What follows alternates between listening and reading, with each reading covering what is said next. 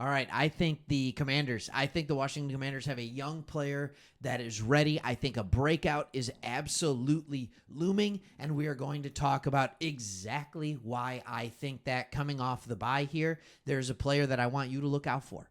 And I think he's a player that all of us have been expecting and hoping to have a breakout season, and it is coming, and it is none other than this man, all right? It's a McCaffrey. It's Luke McCaffrey. I just want to talk a little bit about what he has done this year to make me believe that. He has not been an integral part of the offense. Now, he had a really big catch against the Titans, a fourth down conversion that we all can talk about, that we can point to say, okay, there's something there.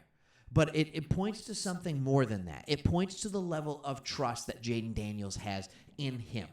Two rookies, sometimes it takes a second.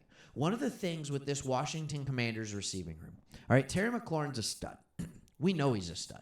And he is playing really, really good ball right now. Just give him more targets, right? And they have the last game or two. And the offense has absolutely kicked in because of it, especially against the Titans. But target that man. But with that also, there is a lot of, depth that is, how do I want to put this nicely? It's not elite talent.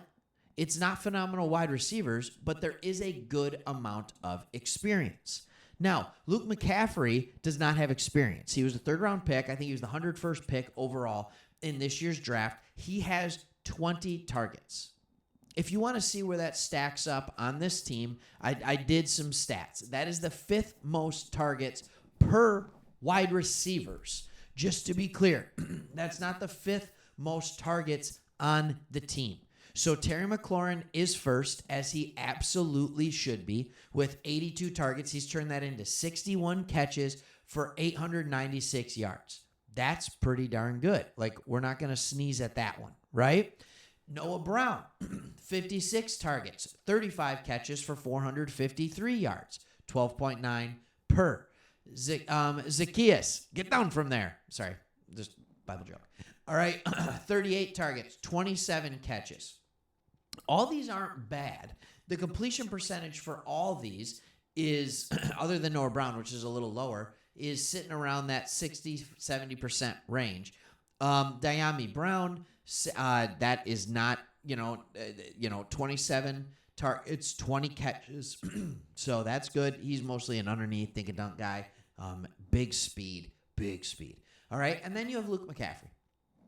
20 targets, 16 catches. That's an 80% completion percentage. All right. He has 9.7 yard average. He's turned it into 155 yards. I think what we need to look at when we see this is he's fifth in line, but there's nobody else that is clear. I would expect him, now that the bye week is happening, there's a little extra time to be like, all right, it's time to get you more involved. I would expect him to leapfrog both Diami Brown and Olamide Zacchaeus. I would expect him to leapfrog those and start to compete with Noah Brown for the second most targets. All right? Noah Brown is getting 5 targets a game. He's getting 5 targets a game. That's what he's doing. McCaffrey's getting 1.5. So when you look at that, if you look at a guy who now maybe he could get, and by the way, Zacchaeus is getting 3. I would expect him to start getting more of that 3 to 4 to 5 targets per game, and let's see what he does with that.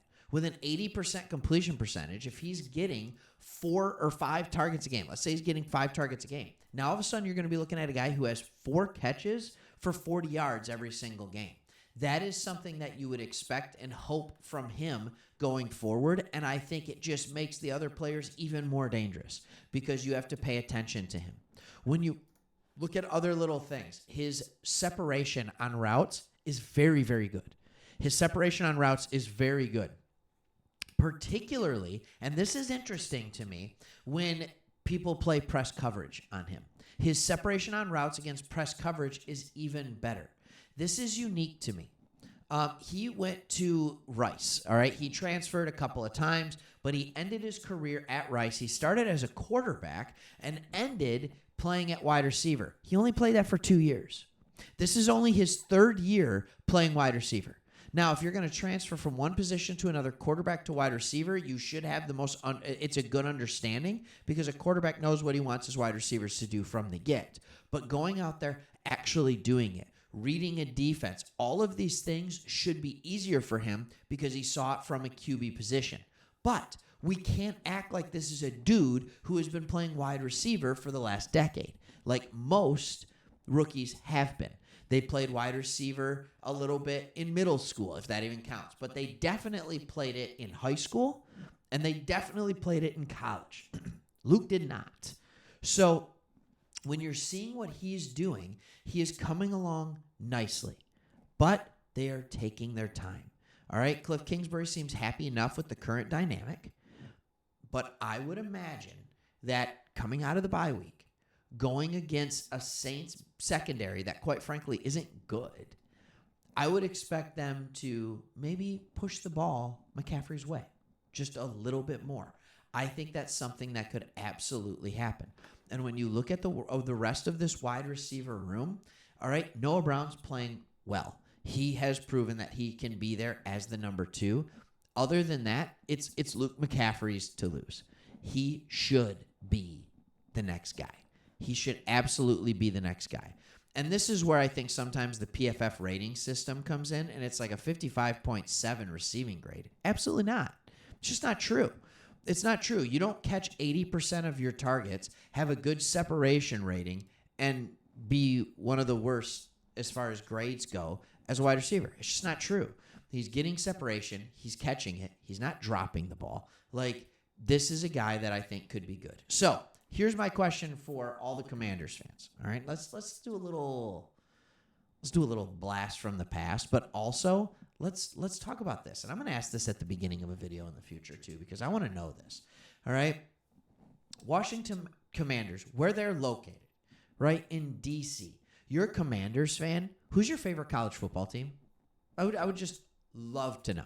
Like, we're sitting here in Michigan. We're Lions fans. We've never hid that from anybody on here. We have another channel, Sports Talk Detroit. If you want to see what's going on with the Lions, feel free to go check that channel out too. That was our first channel.